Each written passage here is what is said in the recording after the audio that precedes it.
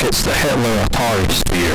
Wolfenstein's one of these games I've not really properly played, just kinda dabbled in, and like Doom, the Jaguar port of Wolfenstein is considered one of the good ones, and became the basis for later ports.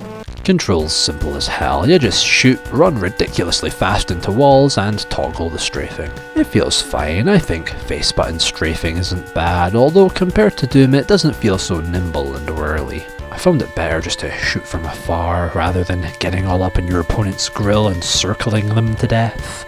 There's saving mapped to the number pad, almost like a quick save, which is very convenient in an old console game like this. Wolfenstein probably needs even less review than Doom in terms of gameplay. You just shoot, explore for health and ammo, and just don't become a Nazi, I guess.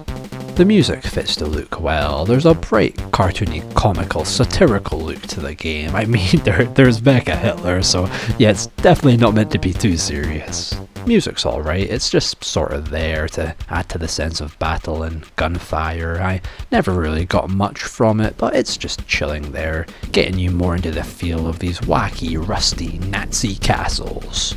The world looks almost symmetrical. It's all wooden walls, red brick tiles, and deep dark blue bunkers. It's a choppy and blocky kind of look that's surprisingly pretty colourful and cute for a game about shooting the fuck out of fascists. Primary school wall display, big bright chunky mega blocks ass looking rooms, and the sheer amount of Hitler portraits on every single wall everywhere is pretty funny. The chrome shiny doors are nice and metally looking and always easy to spot from far away. The map looking more like a spreadsheet, but like it works alright.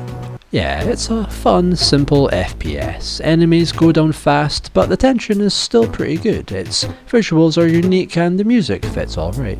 I'm not finding it to be amazing or anything, but it's no doubt a fun game that I can totally see an afternoon being spent on. The bosses are pretty cool as they don't seem to break up the game at all. They more feel like a quick stopgap hurdle, a spontaneous test rather than a cumbersome roadblock. It's a fast-paced game, I will say that. The running speed is almost too fast as well, very easy to run smack bang into the opposite wall from where you intended. The chain gun and flamethrower only add to this hyper-feeling, controlled chaos kind of pace. And yes, Mecha Hitler is obviously a highlight.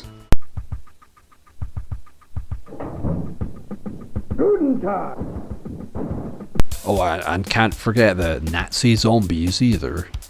The room full of pillars with views to the outside world are fascinating. I always like these kind of weird little details in old first-person games that seem like they're trying to make the world feel more believable, but it just ends up creating this strange little area in the room that really stands out and gets your imagination firing on what could be outside the boundaries of these soft play center-ass colour scheme looking sex dungeons. Basically little details that contrast add a great bit of unexpected depth to an area. The locations start looking a little classier as you go, moving up into mansions with nicely decorated walls and carpeted floors, militant sophistication, and a very cool build-up. And with that, Hitler is no more, and we get the same character roll call from Doom. Meet the cast? Oh, happily. I love vicious guard dogs, chain gun-handed Nazis, and of course, everybody's boy, Mecha Hitler, and his very different, legally distinctive relative, Hitler.